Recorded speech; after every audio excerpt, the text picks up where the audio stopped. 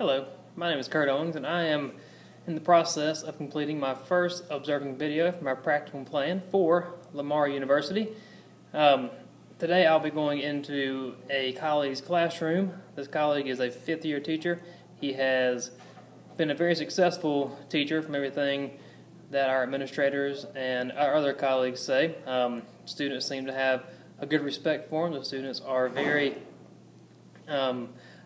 aware that he knows his information, and he just generally seems to be a good teacher. And when I go into the classroom, I'll be looking for a few things. The first thing I'll be looking for is that the students are actively involved, making sure that they are involved in what the teacher is talking about, involved in what they're doing. The topic that they are covering today is the legislative branch, and specifically are talking about lobbyists. So they're going to be doing a web quest, a scavenger hunt type thing to be able to look up information online, and they're trying to follow the money and where Congress is spending the money. So it's a very important topic and a very important issue that they all need to be able to learn about, and having the computers in the classroom and using the technology is going to be a good way, I believe, to have the students actively involved. So I'll be making sure that they will be able to be on task, and make sure they are doing what they're supposed to be doing and they are engaged in the learning. The second thing I'll be looking for is to make sure that the teacher has an objective that is evident and posted. It's important for a teacher to make sure that the students know what they're going to do when they come in each day. They need to have a goal, and they need to have a plan to be able to accomplish that goal. So I want to make sure that the teacher has the objective posted, and it is evident and it is relative to what the students are doing today. Because if the teacher does not have a relative objective up there, it may be a week or two old, that's something that the students know that the teacher may not be prepared, and the teacher may not know exactly what they are doing on a day-to-day basis. The third thing I'm looking for is to make sure the teacher has high expectations for the students. Okay, I know some students have IEPs, some students have BIPs, 504 plans, so on and so forth, but they need to make sure that all students have an expectation that they are going to get the work done, and they're going to get the work done properly and completely. So I want to make sure that the teacher is doing everything he can to make sure that the students are expected to do the work. So that's where the high expectations thing will come in. Okay. The next thing I want to look for is a variety of teaching strategies. So make sure the teacher is not doing just one thing, to make sure that the teacher has different things that the students are going to be doing, because like I said, they're going to be doing a web quest most likely when I walk in, but I want to make sure that it's not just one thing they're doing, that they're using different criteria to be able to get the objective completed. So that'll be able to be seen from the objective to make sure that the teacher is following the objective that they have written on the board.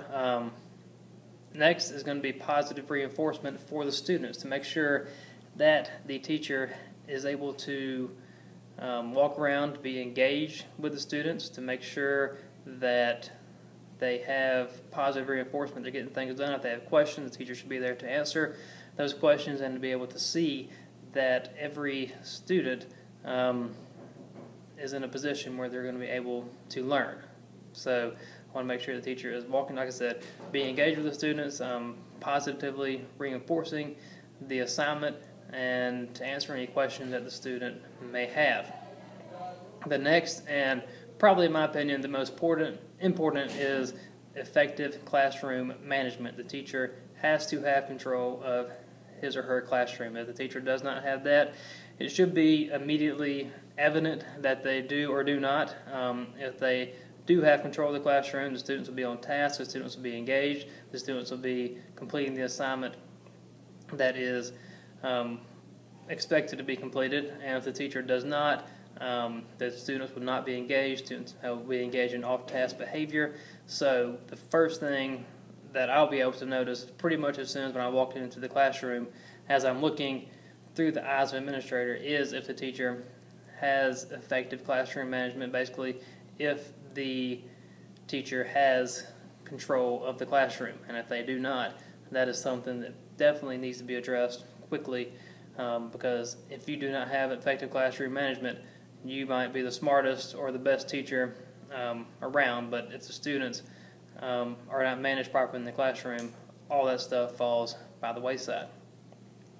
The next thing is I want to make sure that the teacher is actively supervising the students. I want to make sure the teacher is not just sitting at the computer, not reading a magazine, not looking at his phone, not being disengaged from the students. I want to make sure that the teacher is going to be there and be able to talk to the students, to be able to be engaged with the students. That kind of goes back to the positive reinforcement, to make sure that all students are on task and all students are able to do what they need to get done in an appropriate amount of time for that task to get done. So this is something that is very important, and it goes along with effective classroom management. If you're supervising and you're teaching and you're active and you're an effective teacher in the classroom, you probably will have effective classroom management as well, because like I said, if you might be the smartest teacher in the building, but if you can't manage the classroom, there's no way for the information to be able to get across to the students. And the last thing is just simply a pleasant classroom atmosphere. Okay, we'll make sure it's clean. We want to make sure the temperature is not too hot, not too cold, just to make sure that the students have a positive learning environment and the students are able to be in the classroom and make sure that they are comfortable being in the classroom. Okay, if you walk into a classroom and there's tension with the teacher or with other students, you can immediately feel that. And if there's arguing back and forth, if there's something that is causing a disruption in the classroom that makes the classroom atmosphere less than pleasant, that's something that will easily be identified. So it's important to make sure that there is a positive and pleasant classroom environment, and to be able to see what each student is doing and make sure they're staying on task as well. So I'll be going into the classroom here in just a few minutes, and I'll be sitting down, I'll be observing what the teacher is doing, and I'll be observing it through the eyes of an administrator. And after I observe, I will have a reflective summary to see what I have viewed during that time.